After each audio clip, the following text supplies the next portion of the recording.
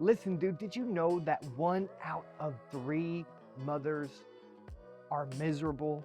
They're clinically depressed, which means they're looking for somebody to get out there and prescribe them some type of feel-good medication to help them make it through their day. Listen, mothers, all they want to do is make it through their day and feel like they've done a good job.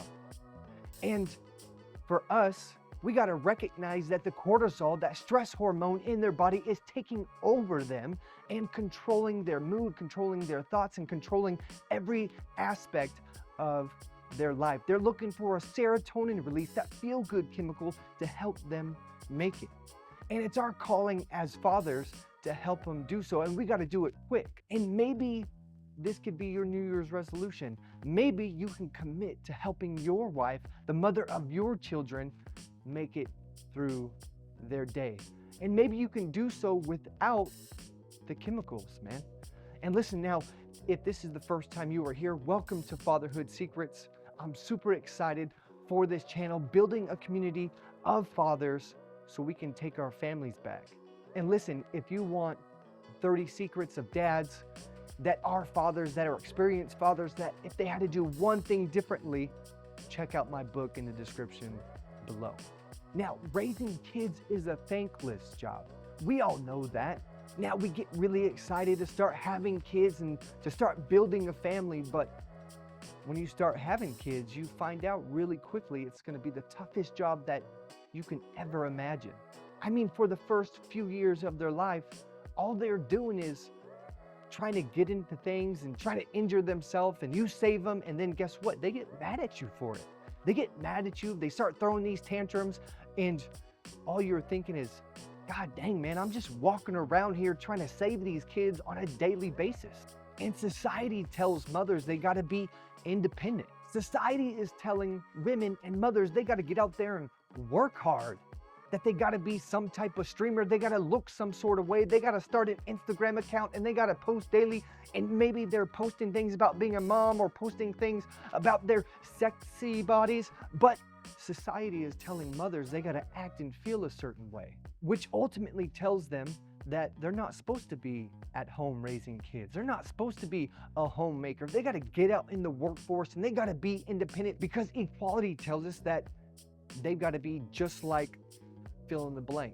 They got to be just like you, or they got to make just as much money as this person.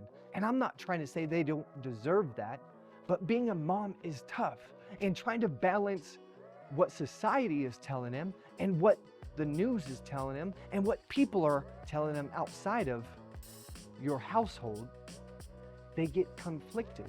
And then you go and work your 8 hours, your 9 to 5, and then you get home and you expect everything in the world to be revolved around you.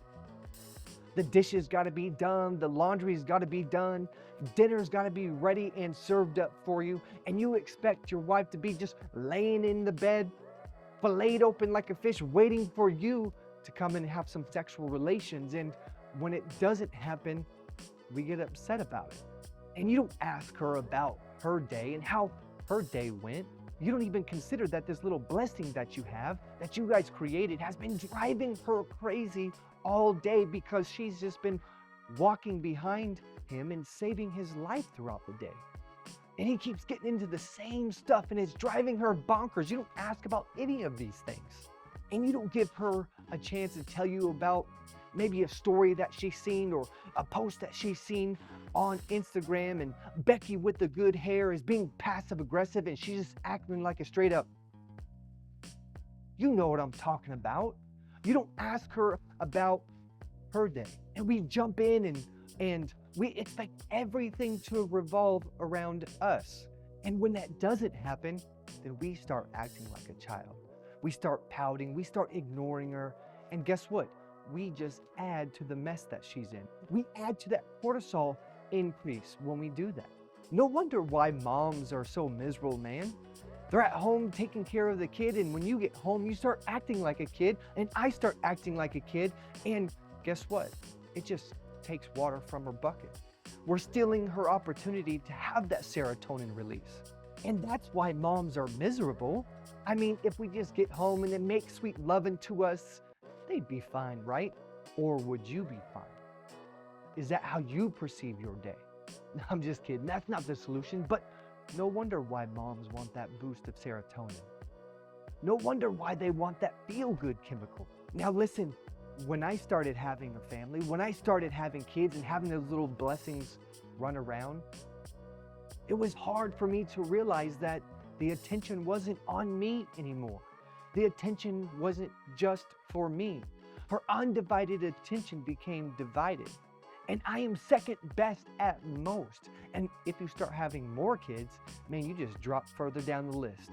And since the attention was off of me, I stopped paying attention to her.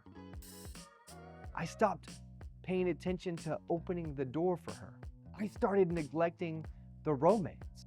And ultimately, I started neglecting the acts of kindness. And then guess what happened? I started embracing pornography because I needed that attention, right? And it was right there at my fingertips. And ultimately, we started drifting apart. And as I drifted away from her, I stopped filling her bucket. And my kid was emptying her bucket. Her work was emptying her bucket. And I was emptying her bucket and acting like a total dick while doing it. Listen, like I said, I am second best at most, second best in my family at most. And with each kid, I became further and further down the list. I forgot about the blessings in my household. I forgot that I was built by a creator who embraced servanthood and leadership. As a dad, I was built to serve and lead. I wasn't built to have all the attention on me like some type of celebrity that's looking for the congratulations and the hugs and everything and all the attention. I wasn't built for that. I was built to lead my family. I was built to serve my family. And you know what they say? You can't serve a party of one and you can't lead a party of one. And that's exactly what I was doing. Although I have 4 kids and I'm still married to that same woman and we're raising our family the best we can, there was a point in my life where I expected them to serve me. I expected them to have the attention on me. I expected them to fill my bucket on a daily basis. And in return, I was taking water out of my wife's bucket. I was taking the water out of my kids' bucket. I wasn't doing my job as a father. Now listen, each day isn't perfect, but the question still remains. Am I doing everything I can in my power to fill her bucket, to make her day less miserable, to release that serotonin chemical in her body by maybe opening the door for her on a consistent basis? Or maybe romancing her and taking her out and getting somebody to watch our kids and taking her out on a date night. Maybe giving her a massage without expecting something in return.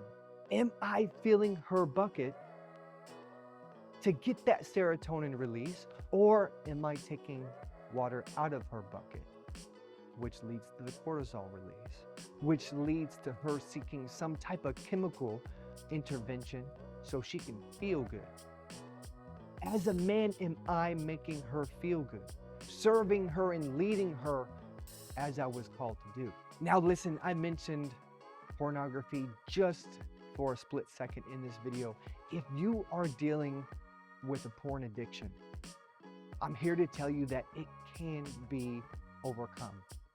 If that's you, if you're dealing with that porn addiction, comment below. I can teach you how to overcome it. Fatherhood Secrets. Cheers.